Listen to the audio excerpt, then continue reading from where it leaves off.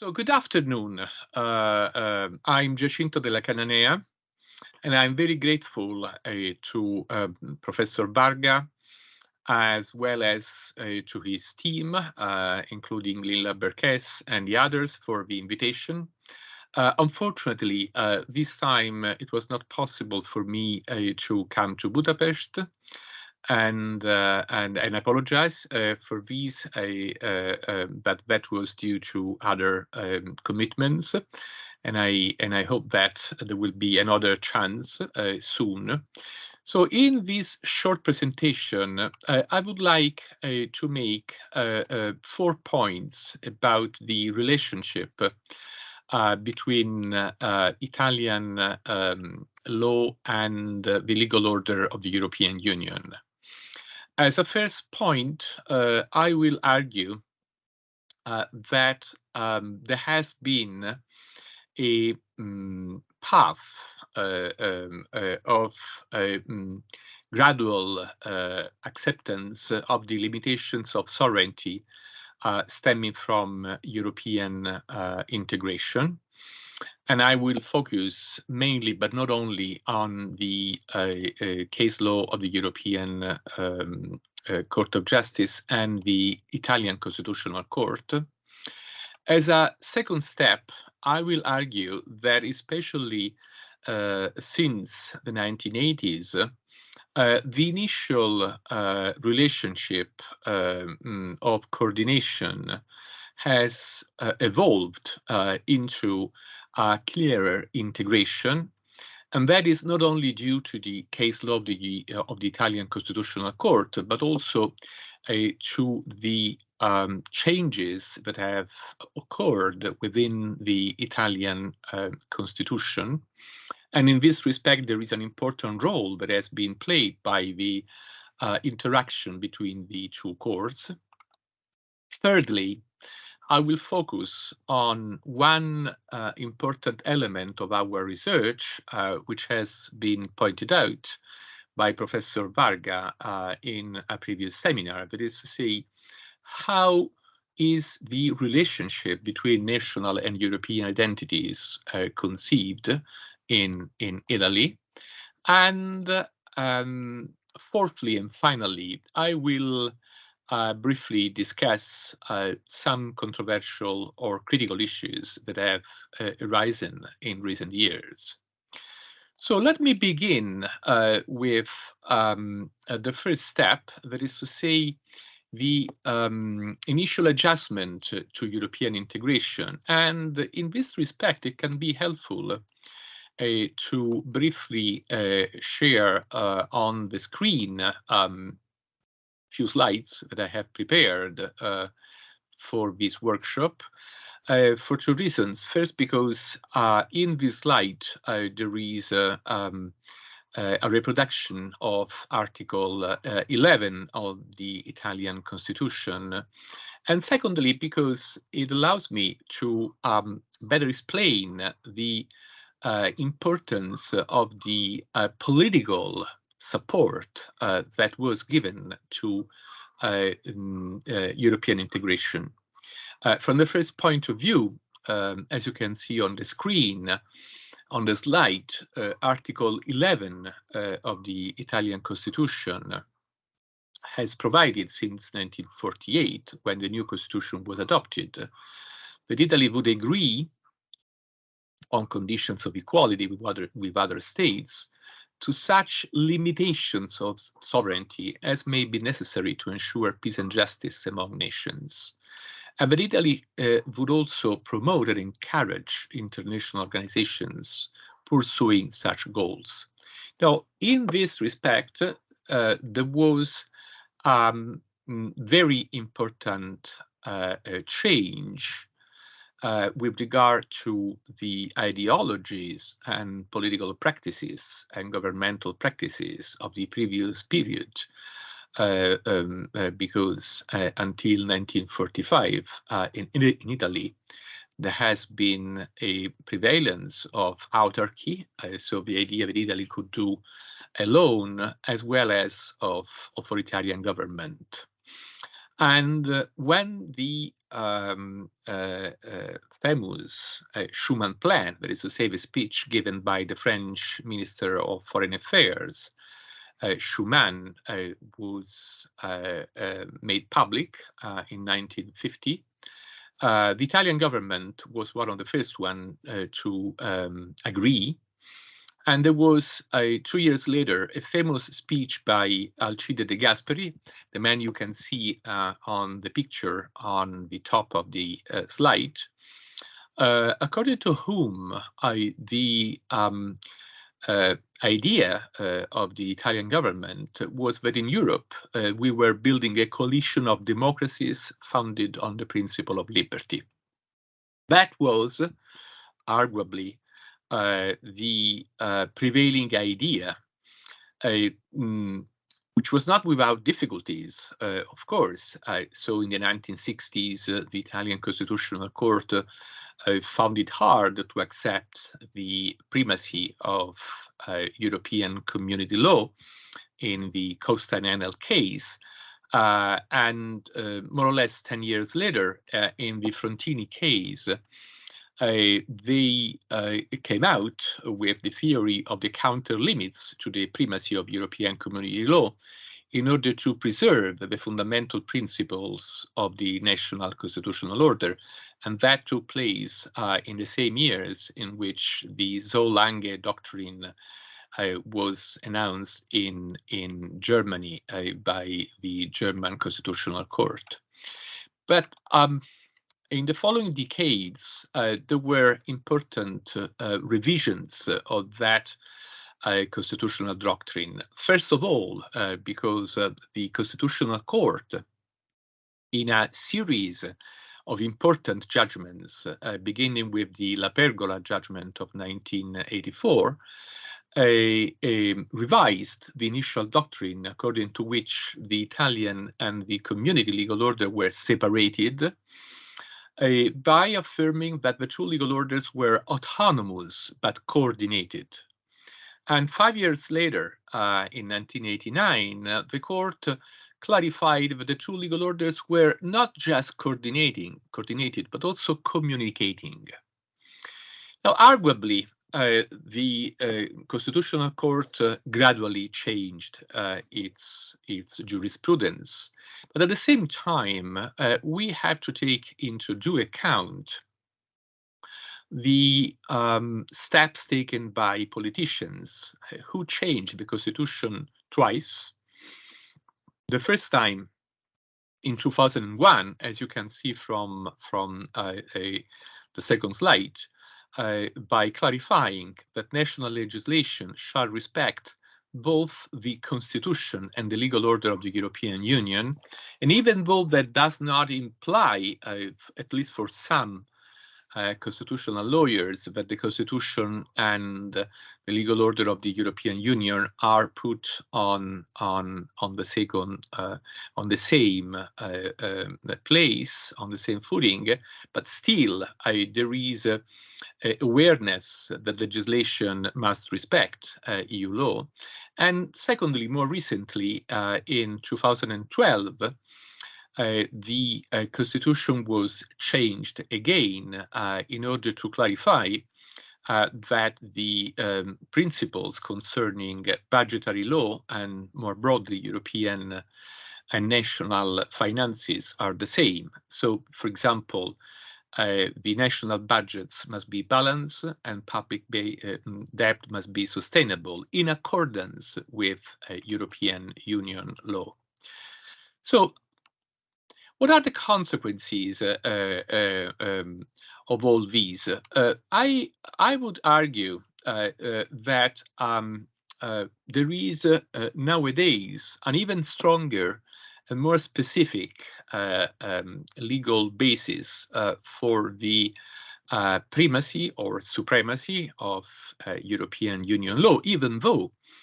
the Constitutional Court has repeatedly affirmed that the fundamental principles of the national constitutional order must be respected. And interestingly, after the constitutional revision of 2001, there has been an acceptance by the Italian Constitutional Court of what is called a bit generically the dialogue between the courts. So in a first case in 2008, the Italian Constitutional Court sent a preliminary reference to the European Court of Justice. They did it again 10 years later in a case which was much more controversial, because while the first case was a simple one concerning regional taxation, and it could also be argued that the Italian Constitutional Court used instrumentally European Union law in order to declare the unconstitutionality of national legislation. In Taricco too, which was a controversial case concerning the protection of the financial interests of the European Union, what was at stake was, according to the ordinary judge who raised the issue and brought it before the Constitutional Court, a much more important norm, that is to say, the national constitutional tradition, according to which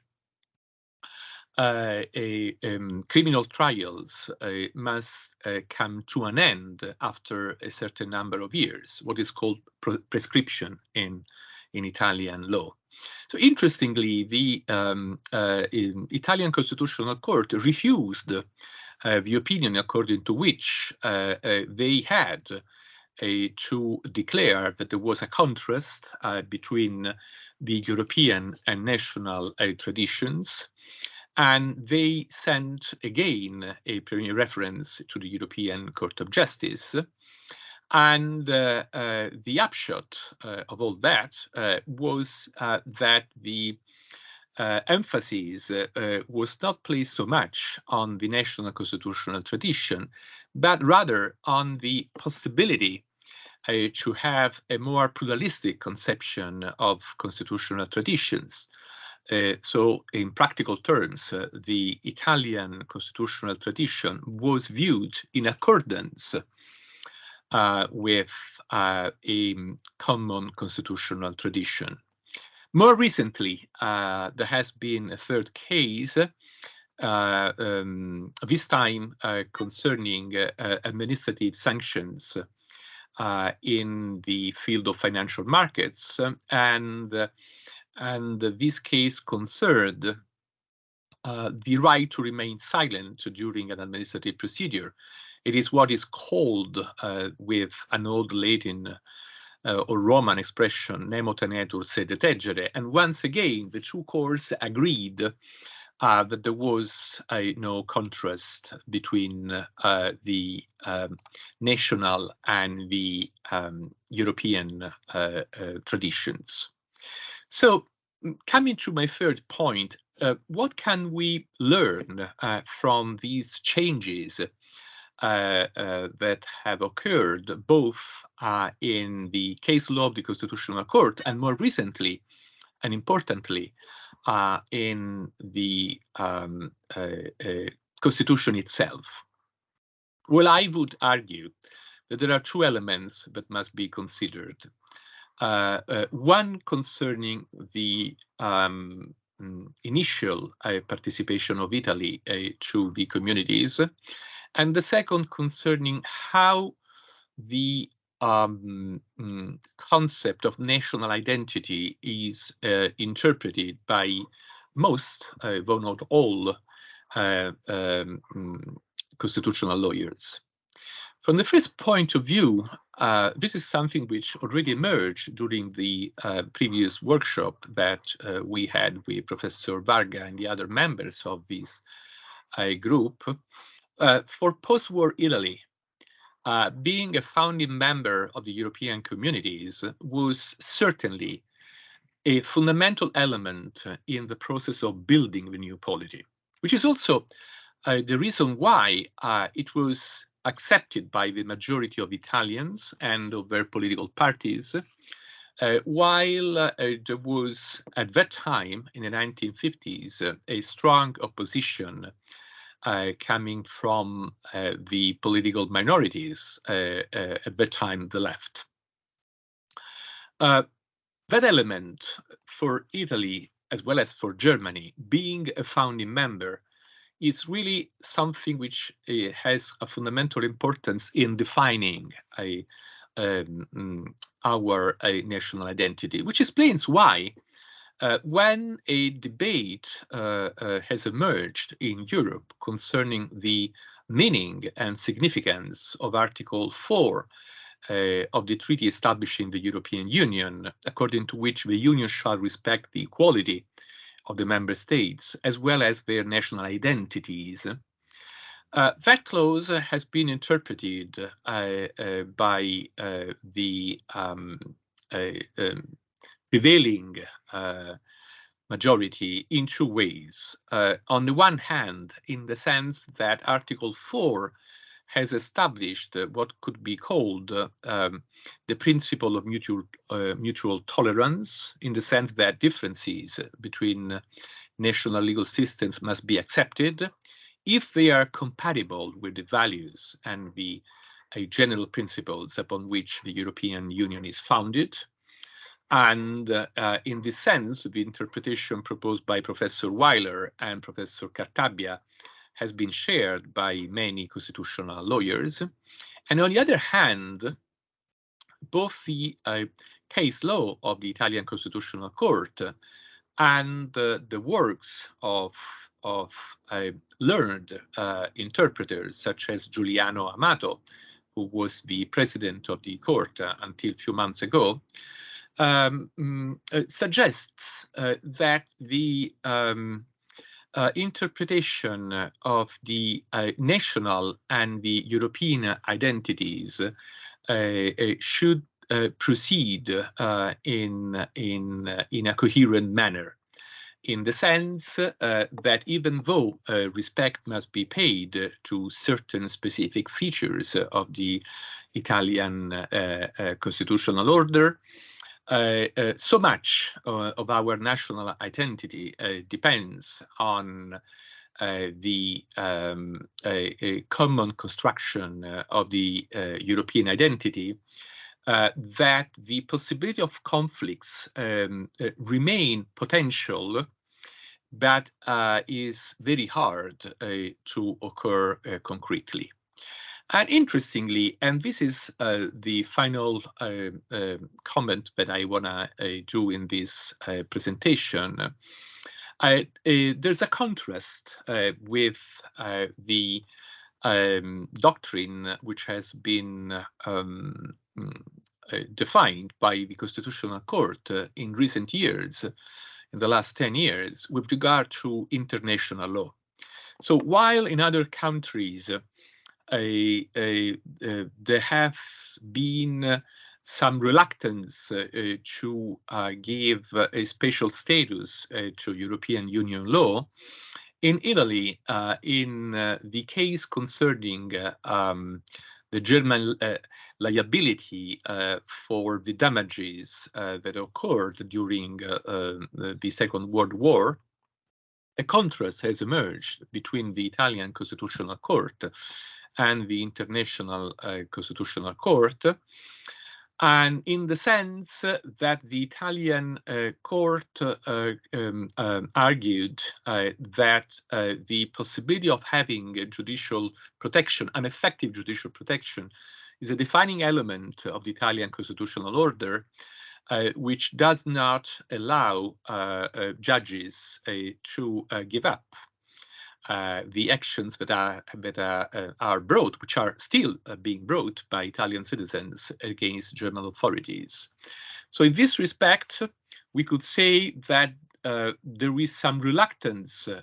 to ensure the respect of international law, while nothing similar has emerged with regard to European Union law. And that is the reason why also the proposals that have been made in recent years by some political parties to revise the Constitution's references to the legal order of the European Union, as they were done in 2001 and 2012, in my view, should not be taken as implying that such a change will necessarily occur in the next few years. So just to sum up and conclude, what I've been trying to show is that there's a process of gradual construction of a relationship between the Italian legal order and that of the European Union, which is based on integration. And that as a consequence of these, also the process of building the national identity is not dissociated, separated from the building of a European identity. Thank you so much.